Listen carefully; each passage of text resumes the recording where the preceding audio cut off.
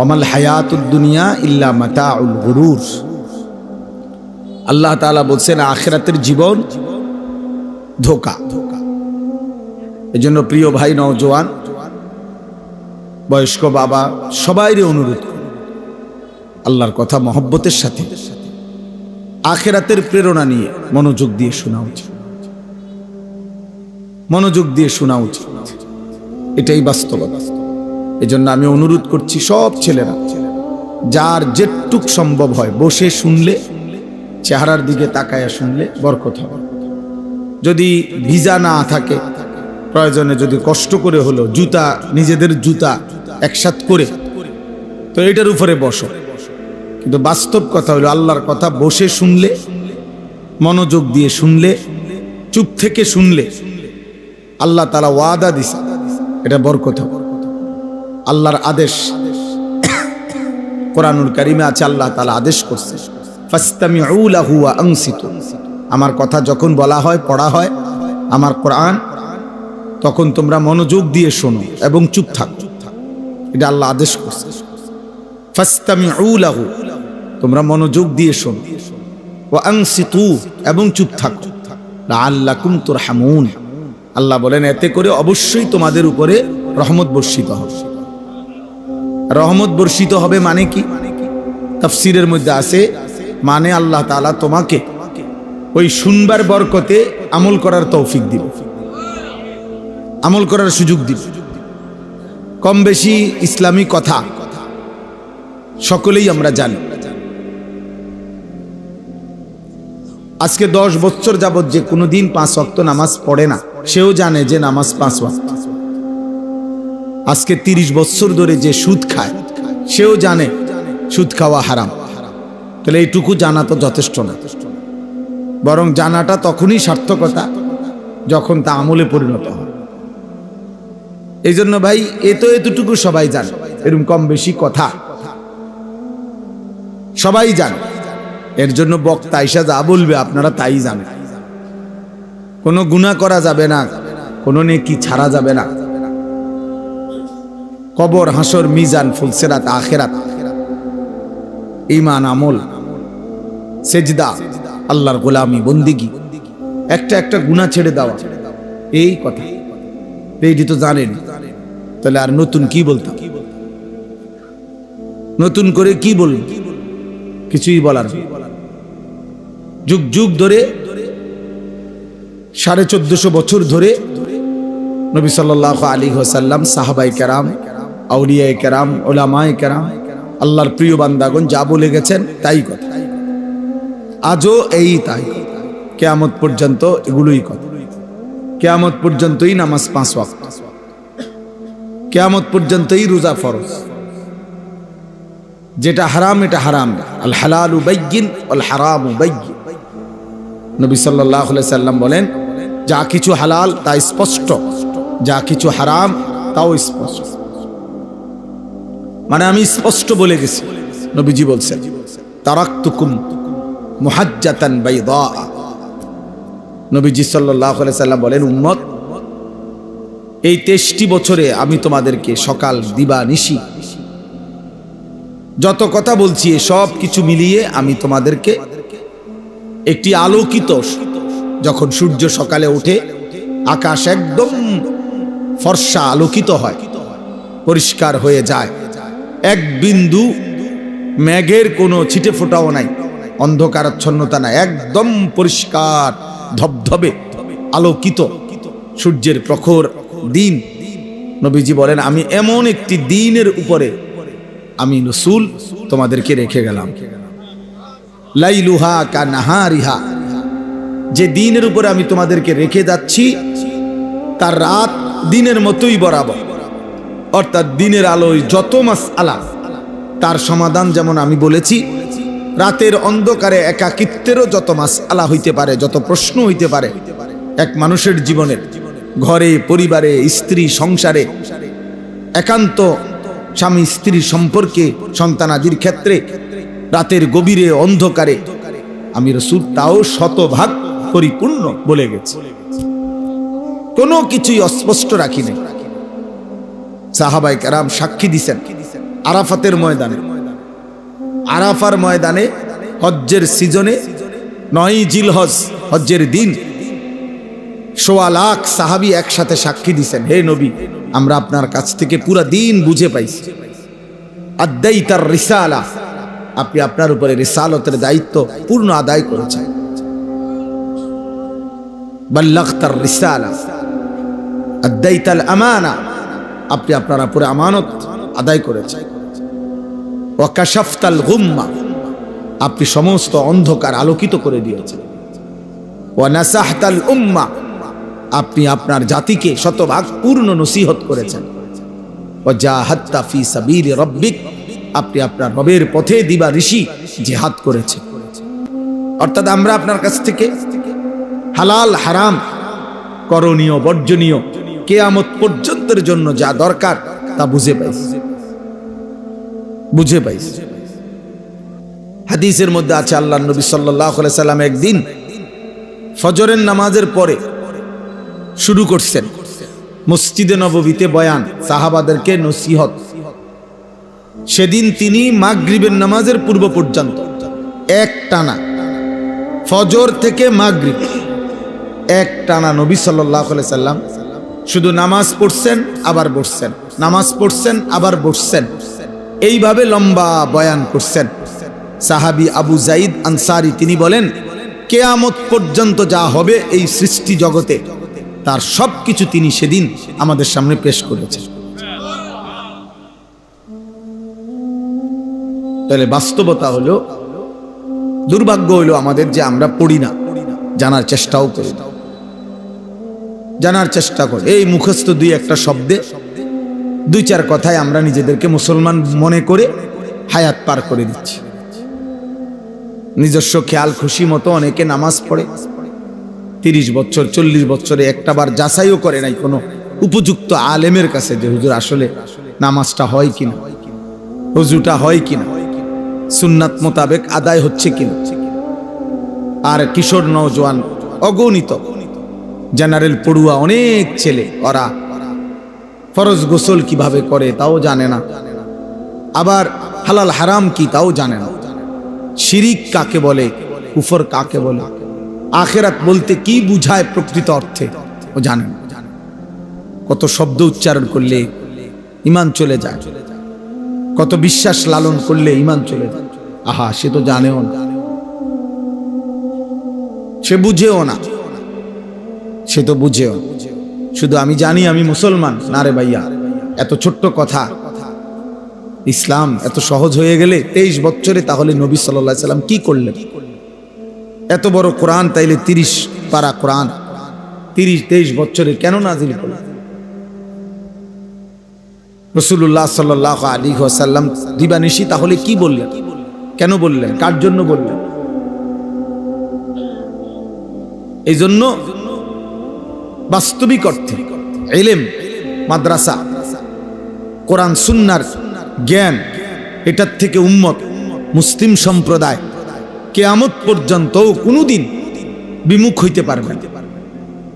এমন কোনো সুযোগ নাই কিয়ামত পর্যন্ত, ইসরাফিলের ফু পর্যন্ত যে এই কথা বলবে যে মাদ্রাসার আর দরকার নেই। মন আমরা সব বুঝি, এমন হবে না। প্রতিনিয়ত তো নতুন বাচ্চা জন্ম নিচ্ছে, ওদের দিন, ওদের ঈমান প্রতিটা বছর পার হয়, মানে কোটি কোটি মানুষের উপর দিয়েই একটা বছর পার হয়। 14 বছর ওয়ালা 15 বছরের হয়, 3 বছরের বাচ্চা 4 বছরের হয়, 60 বছরের চাচা 61 বছর হয়, 70 বছরের চাচা 71 বছর হয়।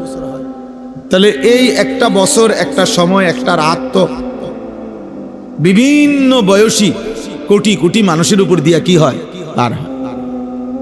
পার হয়। ছেলেরা, আমি আবারও বলছি, মোবাইল নিয়ে অসভ্যতা করো না। তোমার মতো ফালতু লোক না শুনলে ভালো, তুমি চলে যাও ভাই। 2-4 জন ফালতু মানুষ বয়ান না শুনলেও ভালো, সমস্যা না। আমি কোনো ভোটে দাঁড়াইছি না, তো সবার সমর্থন আমার দরকার না, না আমি সমর্থন দিয়ে কিনব। ওই মৌলানা হাফেজ রফিক বলছে না, এটা আসলে সত্য। আমার ভালো করে মনে করলো, অনেক পিছনের অনেক স্মৃতি মনে করাই দিল। আমি এখানে এসেই আমি বললাম যে ওযু করবো, একজনে বলল যে সামনে মাদ্রাসা আছে। আমি না, এই তো এনে আমাগো এর বাড়ি আছে, আমি তো এই বাড়িতে খানা খাইছি না, আবার ইয়ার জমু কেন? মানে আমি ইচ্ছা করে বুঝছি যে আমায় চিনছি। ওর নাম কি জানো? হাবিব। হ্যাঁ, তাহলে আমি তো ওর বাড়ি চিনি। এখানে আমি আসছি, এই মসজিদে বয়ান করছি, 20 জন 50 জন মানুষের সামনে বয়ান করছি। কত 20-25 জন? হ্যাঁ, খালাস, কোনো সমস্যা নাই। সেদিনও আনিসুর রহমান, আজও আনিসুর রহমান। টাইটেল দিয়া কোনো লাভ নাই, ধোকা ধোকা। আন্তর্জাতিক খ্যাতি সম্পূর্ণ মুফাসসির কোরআন, এগুলো আমগো বাংলাদেশের সব বক্তাই আল্লাহর মেহেরবানি খনি। আন্তর্জাতিক মুফাসসির কোরআনের সবচেয়ে বড় খনি হলো বাংলাদেশ। জেন দিয়া আমরা লারা দিবেন দে বাইরে খনি, এটা খনি। সেদিন একজনে বলতেছে, এক বক্তার নাম বলতেছে, দেখি মাইকে, ভারত বাংলাদেশ বিজয় করে যিনি এখন আমাদের এলাকায় আসছে। খাইছে রে, ভারত বাংলাদেশ বিজয় হয়ে গেল, আমরা জানলাম না। এত বড় ঘটনা কইটা গেল, এত বড় ভারত বিজয় হলো কোন দিন? দোস্ত, এ কোনো কিছুই না। একজনের জন্য যে পরিমাণ গুরুত্ব, 1 লক্ষের জন্য সেই পরিমাণ গুরুত্ব। রাসূলুল্লাহ সাল্লাল্লাহু আলাইহি ওয়াসাল্লাম বলেছেন, ফাওয়াল্লাহি লা আন ইয়াহদিয়াল্লাহু বিকা রাজুলান ওয়াহিদান খায়রুন লাকা মিন হুমুরিন নাআম। নবী সাল্লাল্লাহু আলাইহি সাল্লাম বলেন, আল্লাহর কসম, নবীজি বলছেন, আল্লাহর কসম, তোমার দ্বারা একজন ব্যক্তি, রাজুলান ওয়াহিদান, একজন ব্যক্তি হেদায়েত পাওয়া, আল্লাহর পথ পাওয়া, গোটা আরবের সমস্ত দামি উট তোমাকে হাদিয়া দেওয়া, উপঢৌকন দেওয়ার চাইতে কোটি গুণে উত্তম। কয়জন? একজন। কোরআন শরীফে সূরা ইয়াসিনের মধ্যে আছে 3 জন রাসূল একটি এলাকায়, আমাদের নবীজির আগে একটি অঞ্চলে 3 জন রাসূল একসাথে ঈমানের দাওয়াত দিছে, দিবা নিশি দাওয়াত দিছে এক এলাকায়। সেই ইনতাকিয়া শহরে 3 জন রাসূল, ফাআজ্জাজনা বিসালিসিন ফাকালু ইন্না ইলাইকুম মুরসালুন। এই 3 জন রাসূল মিলে দাওয়াত দিছে, রাসূল তার আল্লাহর পক্ষ থেকে। কিন্তু 3 জন রাসূলের দাওয়াতে, দিবা নিশির মেহনতে, এক বেলার বয়ান না, 1 ঘন্টার ওয়াজ না, দিনের পর দিন, মাসের পর মাস আল্লাহর দিকে ডাকছে মানুষকে। শেষ পর্যন্ত কোরআনে আছে সূরা ইয়াসিনে, ওই 3 জন রাসূলের দাওয়াতে ঈমান আনছে, ওনাদের অনুসারী হইছে কেবল একজন। কয়জন? ওয়াজা মিন আকসাল মাদিনাতে রাজুলুন। রাজুলুন মানে একজন লোক। এই হাবিবে নাজ্জার একজনই মানুষ, একজন। তাহলে এটাই মূল বিষয়। প্রিয় ভাই, প্রিয় নওজোয়ান, হিসাব কিন্তু আখিরাতের হিসাব, আখিরাতের হিসাব। তোমার হিসাব আখিরাত, আমার হিসাব আখিরাত। আখিরাতের কেমন হলো, আখিরাতের কি হবে, সেটা দেখার বিষয়। ওয়াল্লাযীনা ইউতুনা মা আতাউ ওয়া কুলুবুহুম ওয়াজিলাতুন আন্নাহুম ইলা রাব্বিহিম রাজিউন।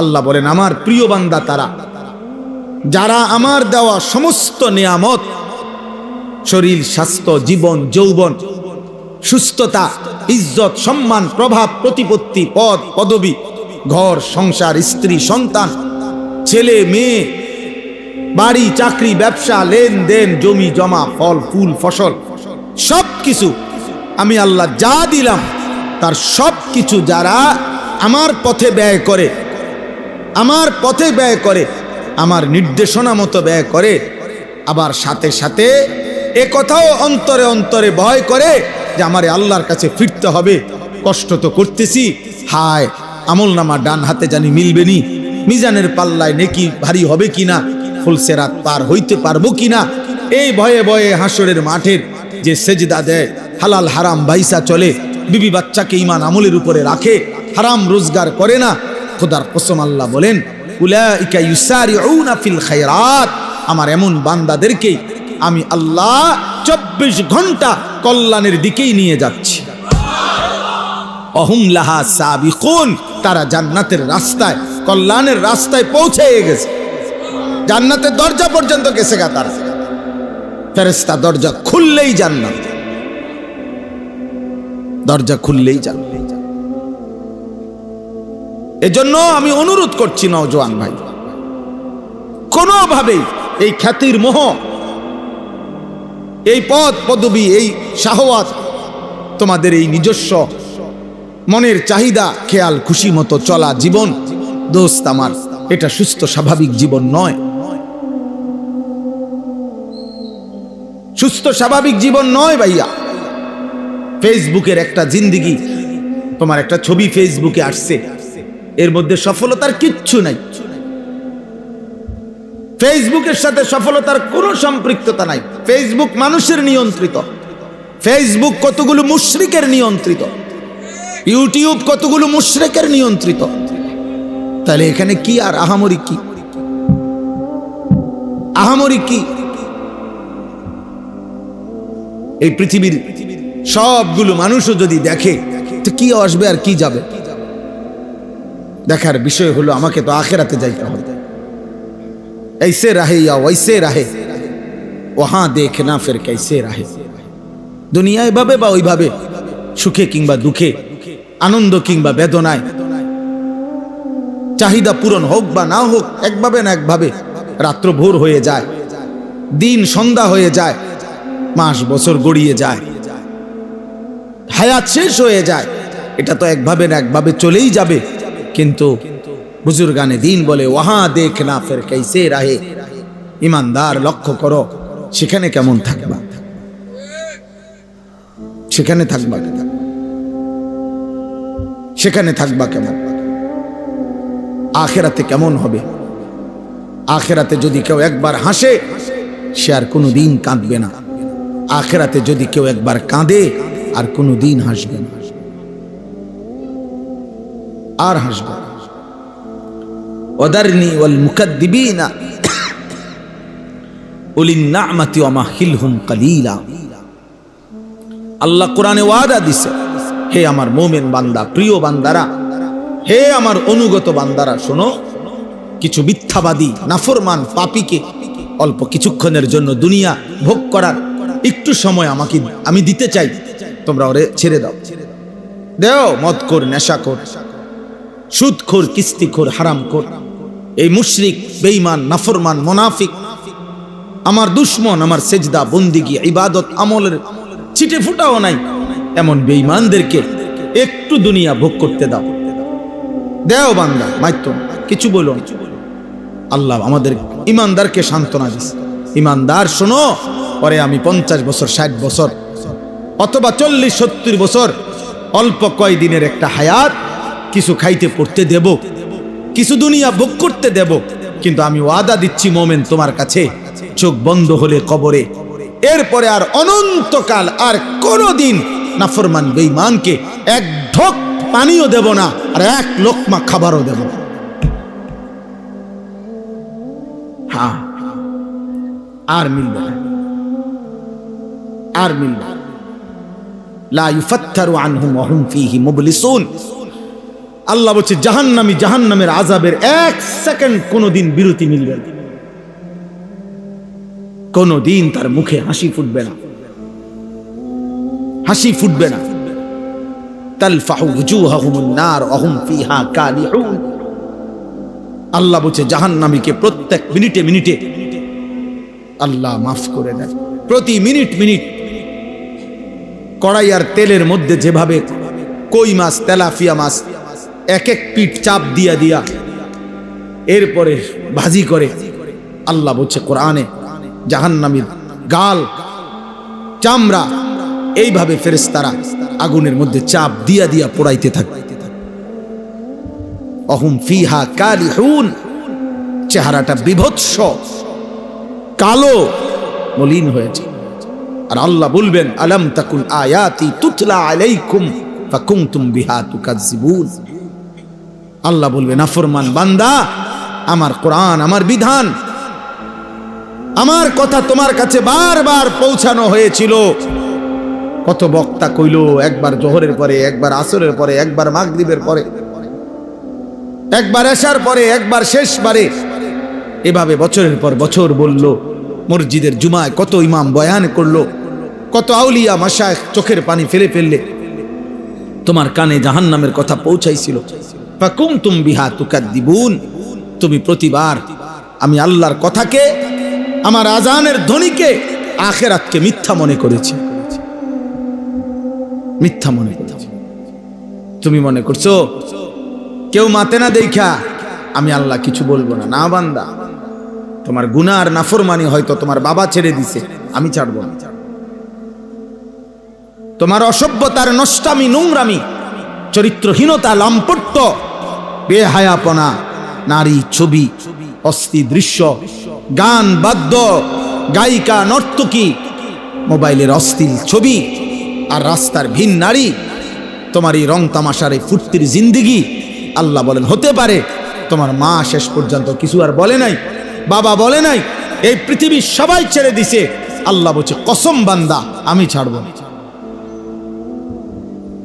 সুম্মা লাতুসআলুন্না ইয়াউমাইদিন আনিন নাঈম, আমার দেওয়া 24 ঘন্টার প্রতি সেকেন্ডের নিয়ামত যা আমি দিয়েছি বান্দা, তার প্রত্যেকটা পাই পাই আমি জিজ্ঞেস করব, আমার একটা একটা নিয়ামতের হিসাব দিতে হবে, একটা একটা নিয়ামতের হিসাব দিতে হবে। আল্লাহ তাআলা বলছে। এই জন্য দোস্ত, নিজের চালাক ভাইব না বাপ। কোনো মিথ্যাবাদী, কোনো পাপী, কোনো চরিত্রহীন, কোনো লম্পট, কোনো বেনামাজি, কোনো বেহায়া, কোনো হারাম উপার্জনকারী, সুদ ঘুষ কিস্তি অবৈধ রোজগারকারী, ওজনে কম দেন, ধোকা দেন, প্রতারণা করেন, আপনি কখনোই চালাক ভাববেন না। লোকে আপনাকে মানুষ বলে না, বরং আপনার পাপের নামে আপনাকে চেনে। হ্যাঁ, আপনি বোঝেন না আর কি। আপনি সুদ খান, মানুষ আর আপনার মানুষ সামনে পারুক অথবা পিছনে হইল আপনার সুদ খোরেই বল, আপনার সুদ খোরে বল। যেই নাফরমান নেশা করে তোমারে আর কেউ মানুষ বলে না, তোমাকে মানুষ নেশাখোর বলে, মদখোর বলে, গাঁজাখোর, ফুট্টাখোর, বাবাখোর, ইয়াবাখোর, হারামখোর, হারামখোর, হারামখোর। তোরে আর মানুষ বদনসিব আর কোনোদিন তোকে ভদ্র নামে ডাকে না, তোর কপালে আর ইজ্জতের কোনো শব্দ জোটে না, নিজের কপাল নিজে পুড়ে দিলা। হ্যাঁ, বেবিচারী বলে, জিনাকার বলে, নারীর পিছনে পিছনে ঘোরে, উলঙ্গ ছবি দেখে দেখে ঘোরে। পৃথিবী বোঝে না মনে করছো? সবাই বোঝে বাপ। তুমি যেমন ভাত খাও, আমরাও তো ভাতই খাই। হ্যাঁ, তামাশা ভাই বোন। গুনাহ, অসভ্যতা আর অশ্লীলতার পরেও যারা হাসে, মনে রাখবা তোমার ব্রেনের সমস্যা, তুমি প্রতিবন্ধী, তোমার মানসিক সমস্যা। তোমার বিবেক হয়তো মরে গেছে অনেক আগে, তুমি জানো না। তোমার দিল অন্ধকার হয়ে পাথর হয়ে গেছে, হয়তো তুমি জানো না। তোমার কলিজা উল্টে গেছে। আল্লাহর নবী বলছে কিছু নাফরমান পাপী, এটা দোস্ত বারবার এটা ভাবা উচিত, প্রিয় ভাই, ভাবা উচিত, একবার হলেও ভাবা উচিত। আল্লাহর নবী সাল্লাল্লাহু আলাইহি ওয়াসাল্লাম বলেন, কিছু মানুষ গুনাহ করতে করতে তার অন্তর উল্টানো কলসির মতো হয়ে যায়। যে কলস উল্টাইয়া ফেলে এবং উল্টা পিঠে আলকাত্রা লাগায় ফেলছে, এবার আর ওই উল্টা পিঠে এক ফোঁটা পানিও আর জমে না। আল্লাহর নবী বলেন, এই নাফরমান পাপ করতে করতে তার অন্তর এভাবে উল্টানো কলসির মতো হয়ে যায়, যার কারণে একটা পর্যায়ে গুনাহ এত পরিমাণ জমে গেছে দিলে, নাফরমানি এত পরিমাণ জমছে, নামাজ না পড়তে পড়তে, হালাল না খাইতে খাইতে বছরের পর বছর চলে গেছে। একটা বছর পার হয়ে গেছে, 365 দিন কোনো দিন 5 ওয়াক্ত নামাজ পড়ে নাই, কোনো দিন ফজরের নামাজ পড়ে নাই। বছরের পর বছর প্রতিদিন ব্যবসা করতেছে, প্রত্যেক দিন ওজনে কম দেয়, প্রত্যেক দিন মিথ্যা বলে, প্রত্যেক দিন কাস্টমারকে ঠকায়, প্রতিনিয়ত সুদের লেনদেন করছে, স্ত্রী প্রতিদিন বেপর্দা, ঘরে প্রতিদিন টেলিভিশন চলছে। আল্লাহর নবী বলেন, একদিন দিল যদি উল্টে যায়, আল্লাহ যদি দিলটা উল্টায়া ফেলে উল্টা কলসির মতো, তো লা ইয়ারিফু মারুফান ওয়ালা ইউনকিরু মুনকারান, ওই নাফরমান আর কোনোদিন নেক কাজকে নেক হিসাবে চিনবে না, গুনার কাজকে গুনাই মনে করবে না।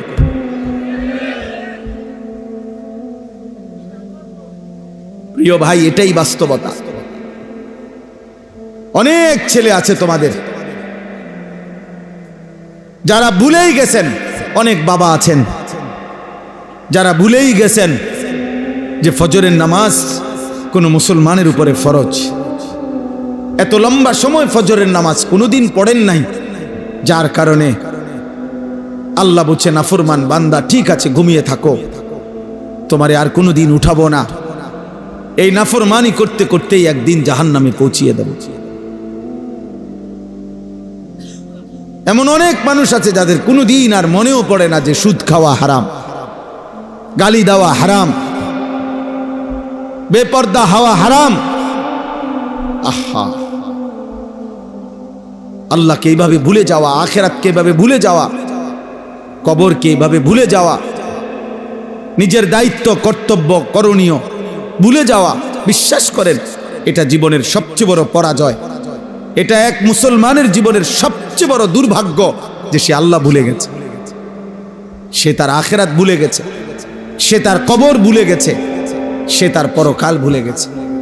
কোরআনে আল্লাহ বলছেন ওয়ালা তাকুনু কাল্লাযীনা নাসুল্লাহ ফাআনসাহুম আনফুসাহুম, আমার বান্দা এই পরিমাণ আমি আল্লাহকে ভুলে যেও না, বেশি দিন আমাকে ভুলে গেলে আমি আল্লাহ একদিন তোমার আত্মপরিচয় তোমাকে ভুলিয়ে দেব, আর কোনো দিন তোমার মনে পড়বে না তুমি মুসলমান। তোমার মৃত্যু হবে, তোমার আখিরাত হবে, তোমাকে আল্লাহর সামনে দাঁড়াইতে হবে, এই কথাটাই তুমি ভুলে যাও। আর এটা যদি ভুলেই যাও তখন তুমি নেকি করবা কেমনে? আখিরাতের কথা যদি মনেই না পড়ে নেকি করবা কেমনে? বলে হুজুর না একবারে বলছি না তো, শুক্রবারে তো আসেন, আপনি যে শুক্রবারে আসেন আর কি হুয়াদের নামাজ পড়েন কিন্তু আমরা দেখি, আপনার নামাজের কি শুরুত আমরা দেখি, আমরা জানি। অতএব দয়া করে এটা বুঝতে শিখে। গল্প গুজব, গান বাদ্য, নাটক, সিনেমা, কৌতুক, হাসি ঠাট্টা, মজাক, অবসর, বিনোদন, শুধু শুধু আল্লাহ থেকে গাফেল করে এমন যাবতীয় কর্মকাণ্ড আল্লাহ নিষেধ করছে। আমি এই আয়াতটাই এখানে পড়ছি, আর অল্প একটু সময় আমি এই দুইটা আয়াতের তর্জমাই শুনাইতে চাই। সূরা লোকমানের দুইটা আয়াত আমি পড়ছি, 21 নম্বর পারা 31 নম্বর সূরা। সূরা লোকমান সূরাটার নাম। এই সূরার 6, 7 এই দুইটি আয়াত আমি তেলাওয়াত করেছি। আল্লাহ তাআলা এই দুইটি আয়াতের মধ্যে আল্লাহ তাআলা কি বলতেছেন একটু শোনেন, এটা বললেই ইনশাআল্লাহ আমার কথা শেষ। নওজোয়ান ভাই, বয়স্ক বাবা, সবাই রে বল, এক মুমিনের বড় সিফাত, একজন মুসলমানের একটি অন্যতম বৈশিষ্ট্য যে সে বেহুদা অনর্থক কাজ থেকে নিজেকে বিরত রাখে। আমাদের প্রিয় নবী সাল্লাল্লাহু আলাইহি ওয়াসাল্লাম যখন মক্কার জমিনে ইসলামের দাওয়াত দিচ্ছিলেন, কালেমার দাওয়াত, তো মক্কার কুরাইশরা সর্বান্তকরণে হাজারো কৌশলে নবীজির কালেমার দাওয়াতের বিরোধিতা করতেছিল। শারীরিক নির্যাতন করত, গালিগালাজ করত, সাহাবায়ে কেরামের কাছে জুলুম অত্যাচার, ওনাদেরকে অনেক কষ্ট দিছে, নির্যাতন করছে। আবার নবীজি যাকে বুঝাইতো, নবী সাল্লাল্লাহু আলাইহি সাল্লাম সরে গেলে ওরা এসে আবার হেরে উল্টাটা বুঝাইতো। এরকম বহুভাবে তারা চিন্তা করত, বিরোধিতা করত, কিন্তু তারা দেখতো যে শত বিরোধিতার পরেও প্রতিদিন 2জন 4জন করে, 1জন 2জন করে হলেও মুহাম্মদ সাল্লাল্লাহু আলাইহি সাল্লামের লোক, মুহাম্মদের লোক বাড়তেছে। কোনোভাবেই তারা থামাইতে পারছে না। তখন তারা খেয়াল করছে যে আসলে আমরা এতভাবে নেতৃস্থানীয় পর্যায়ের লোক, আবু জাহেল, আবু লাহাব, উতবা, শাইবা, আস ইবনে ওয়াইল, ওয়ালিদ ইবনে মুগীরা, উবাই ইবনে খালাফ, উমাইয়া ইবনে খালফ, বড় বড় লিডার, আমরা এতভাবে বলতেছি, কাম হইতেছে না, ঘটনাটা কি? তখন তারা লক্ষ্য করছে যে মুহাম্মদের একটা বড় জাদু আছে, নাউজুবিল্লাহ। সেটা হলো সে যার সামনেই যায় তার উপর যে কোরআন সে বলে যে নাজিল হয়, এই কোরআন পড়ে শোনায়। আর এই কোরআনুল করিমের তেলাওয়াত কিছুক্ষণ শুনলে মানুষগুলো চুপ হয়ে যায়, একদম মুগ্ধ হয়ে যায়, দিল ঠান্ডা হয়ে যায়, এবং অল্প সময়ের পরে ওই লোকটা কালেমা পড়ে মুসলমান হয়ে যায়। তাইলে এইটার আওয়াজ, এইটার টান, এইটার সুর মুহাম্মদ সাল্লাল্লাহু আলাইহি সাল্লামের জবানে আল্লাহর কোরআন, তারা বুঝতে পারছে যে কোরআনের এই আওয়াজ, কোরআনের এই সুর, কোরআনের এই তেলাওয়াত মানুষের দিল বদলে ফেলে, দিল পাল্টায় ফেলে। তাকশাইরু মিনহু জুলুদুল্লাযীনা ইয়াখশাউনা রাব্বাহুম। আল্লাহ তাআলা বলেন, আমার যে বান্দার দিলে আমি আল্লাহর সামান্যতম ভয়ও আছে, আমার কোরআন শুনলে তার শরীরের ভেতর না শুধু বাহিরের পশমগুলো পর্যন্ত দাঁড়িয়ে যায়। এটা কোরআনের বৈশিষ্ট্য। তোমরা তো বুঝো নাই বাপ, অনেক বাবা, অনেক ভাই, আহা, কারো 20 বছর, কারো 60 বছর, জীবনে কোনোদিন কোরআনুল করিম তেলাওয়াত করতে পারেন না। আহারে দুর্ভাগ্য মানুষ। ওই মালিকের সামনে কেমনে দাঁড়াইবেন? মালিক যদি বলে 23 বছর আমি কোরআন নাজিল করেছি, 24,000 বার মোট জিব্রাইল নবীজির উপরে কোরআন নাজিল করছে, 24,000 বার আসছে, 24,000 বার আমার কালাম আমি 23টা বছর লাগাইয়া বান্দা বলছি, নাজিল করেছি। এমন পবিত্র, এমন শ্রেষ্ঠতম, এমন আজিমুশান, এমন হেদায়েতে ভরা, রহমতে ভরা, উপদেশে ভরা আমার কোরআন। একটা লাইন, একটা পৃষ্ঠাও দেখেও পড়তে পারো না। আহা বদনসিব মুসলমান, এমন জীবন নিয়ে কবরে কেমনে যাইবে? আমি অনেক ভাবি এটা, আমার খুব আফসোস। আহারে ওই জিব্বার কি মূল্য, যে জিব্বা তার মালিকের কালামই পড়তে পারে। ওই মুসলমান কত লক্ষ কথা বলল, অথচ সে তার রবের কথাই বলতে পারে। যে তারে জিব্বা দিলেন, যে তারে জবান দিলেন, যে তাকে ঠোঁট দিলেন, যে তাকে প্রতিনিয়ত কথা বলার যোগ্যতা দিচ্ছেন, আর রহমান। বেপর্দা হওয়া হারাম। আহা, আল্লাহকে এইভাবে ভুলে যাওয়া, আখিরাতকে এইভাবে ভুলে যাওয়া, কবরকে এইভাবে ভুলে যাওয়া, নিজের দায়িত্ব, কর্তব্য, করণীয় ভুলে যাওয়া, বিশ্বাস করেন এটা জীবনের সবচেয়ে বড় পরাজয়। এটা এক মুসলমানের জীবনের সবচেয়ে বড় দুর্ভাগ্য যে সে আল্লাহ ভুলে গেছে, সে তার আখিরাত ভুলে গেছে, সে তার কবর ভুলে গেছে, সে তার পরকাল ভুলে গেছে। কোরআনে আল্লাহ বলছেন, ওয়ালা তাকুনু কাল্লাযীনা নাসুল্লাহা ফাআনসাহুম আনফুসাহুম। আমার বান্দা এই পরিমাণ আমি আল্লাহকে ভুলে যেও না। বেশি দিন আমাকে ভুলে গেলে আমি আল্লাহ একদিন তোমার আত্মপরিচয় তোমাকে ভুলিয়ে দেব, আর কোনো দিন তোমার মনে পড়বে না তুমি মুসলমান। তোমার মৃত্যু হবে, তোমার আখিরাত হবে, তোমাকে আল্লাহর সামনে দাঁড়াইতে হবে, এই কথাটাই তুমি ভুলে যাও। আর এটা যদি ভুলেই যাও, তখন তুমি নেকি করবা কেমনে? আখিরাতের কথা যদি মনেই না পড়ে, নেকি করবা কেমনে? বলে হুজুর না একবারে বলছি না তো, শুক্রবারে তো আসেন। আপনি যে শুক্রবারে আসেন আর কি হুয়াদের নামাজ পড়েন এটা আমরা দেখি, আপনার নামাজের কি সুরত তা আমরা দেখি, আমরা জানি। অতএব দয়া করে এটা বুঝতে শিখে। গল্প, গুজব, গান, বাদ্য, নাটক, সিনেমা, কৌতুক, হাসি, ঠাট্টা, মজাক, অবসর, বিনোদন, শুধু শুধু আল্লাহ থেকে গাফেল করে এমন যাবতীয় কর্মকাণ্ড আল্লাহ নিষেধ করছে। আমি এই আয়াতটাই এখানে পড়ছি। আর অল্প একটু সময় আমি এই 2টা আয়াতের তর্জমাই শুনাইতে চাই। সূরা লোকমানের 2টা আয়াত আমি পড়ছি। 21 নম্বর পারা, 31 নম্বর সূরা। সূরা লোকমান সূরাটার নাম। এই সূরার 6, 7 এই 2টি আয়াত আমি তেলাওয়াত করেছি। আল্লাহ তাআলা এই দুইটি আয়াতের মধ্যে আল্লাহ তাআলা কি বলতেছেন একটু শোনেন। এটা বললেই ইনশাআল্লাহ আমার কথা শেষ। নওজোয়ান ভাই, বয়স্ক বাবা, সবাই রে বল, এক মুমিনের বড় সিফাত, একজন মুসলমানের একটি অন্যতম বৈশিষ্ট্য যে সে বেহুদা অনর্থক কাজ থেকে নিজেকে বিরত রাখে। আমাদের প্রিয় নবী সাল্লাল্লাহু আলাইহি ওয়াসাল্লাম যখন মক্কার জমিনে ইসলামের দাওয়াত দিচ্ছিলেন, কালেমার দাওয়াত, তো মক্কার কুরাইশরা সর্বান্তকরণে হাজারো কৌশলে নবীজির কালেমার দাওয়াতের বিরোধিতা করতেছিল।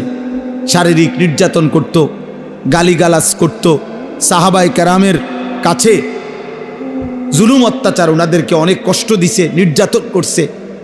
আবার নবীজি যাকে বুঝাইতো, নবী সাল্লাল্লাহু আলাইহি সাল্লাম সরে গেলে ওরা এসে আবার হেরে উল্টাটা বুঝাইতো।